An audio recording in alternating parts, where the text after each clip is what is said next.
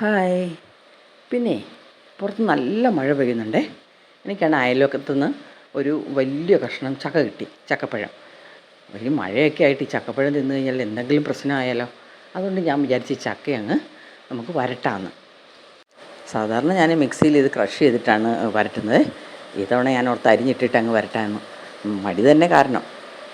മിക്സിയിൽ ഇട്ടിട്ടൊന്ന് ക്രഷ് ചെയ്ത് കഴിഞ്ഞാൽ എല്ലാം ഒരുപോലെ ഈവനായിട്ട് വരണ്ട് വരും. എന്തായാലും നമുക്ക് ഈ തവണ ഇങ്ങനെ നോക്കാം. ഉരുളിയിലോട്ട് ഞാൻ അരിഞ്ഞിട്ടിട്ടുണ്ട്. ഇനി ഒരിത്തിരി വെള്ളം ഒഴിച്ചു കൊടുക്കും. ഒരു 1/4 ഗ്ലാസ് വെള്ളം ഒഴിക്കത്തുള്ളേ.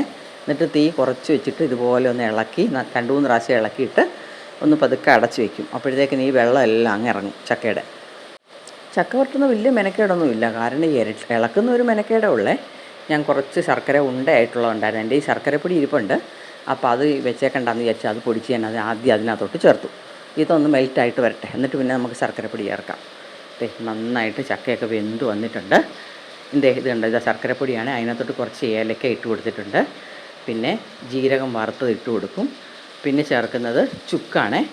ഇതെല്ലാം ചേർത്ത് കഴിഞ്ഞാലുള്ളൊരു ഗുണം എന്താണെന്ന് വെച്ചാൽ നമുക്ക് ഈ ചക്ക വരട്ടി അല്ലെങ്കിൽ ഈ ചക്ക വരട്ടി കൊണ്ട് അടയൊക്കെ ഉണ്ടാക്കുമ്പോൾ നമുക്ക് നെഞ്ചരിച്ചിലൊന്നും ഉണ്ടാകത്തില്ല.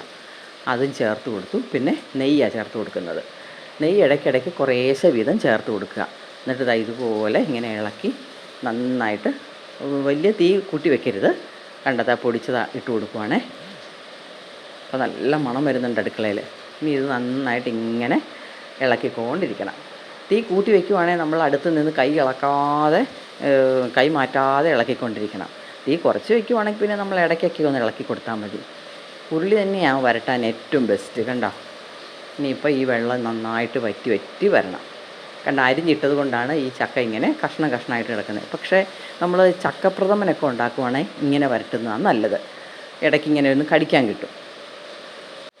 പിന്നെ ഇത് നന്നായിട്ട് വെന്ത് നല്ല വരണ്ട് വരുമ്പോൾ ഇത്തിരി കോൺഫ്ലവർ കലക്കി ഇതിനകത്തോട്ട് ചേർത്ത് കൊടുത്തു കഴിഞ്ഞാൽ നമ്മുടെ ചക്ക ഹൽവയും ആയി. എളുപ്പം ഉണ്ടാക്കാനാണ്.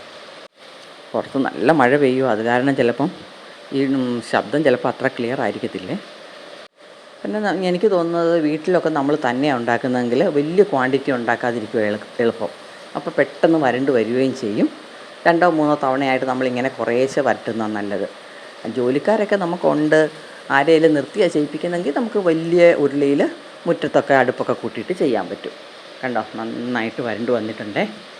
നല്ല പരുവായിട്ടുണ്ട്. കണ്ടോ, ഇങ്ങനെ ഉരുളിയിൽ നിന്ന് വിട്ട് വരുന്ന പരുവ്. ഇടയ്ക്കിടയ്ക്ക് ഞാൻ കുറേശ്ശെ നെയ്യ് ഇട്ട് കൊടുക്കുന്നുണ്ടായിരുന്നു. എനിക്ക് തോന്നുന്നു ഒരു 3-4 സ്പൂൺ നെയ്യ് ഞാൻ ഇതിനകത്ത് ചേർത്തിട്ടുണ്ട്. നല്ല മണമായിപ്പോൾ അടുക്കളയിൽ. അപ്പോൾ ചക്കപ്പഴമൊക്കെ ഉണ്ടെങ്കിൽ എല്ലാവരും ഇതുപോലെ ഉണ്ടാക്കി വയ്ക്കുക കേട്ടോ. വീഡിയോ ഷെയർ ചെയ്യാൻ മറക്കരുതേ. ബൈ.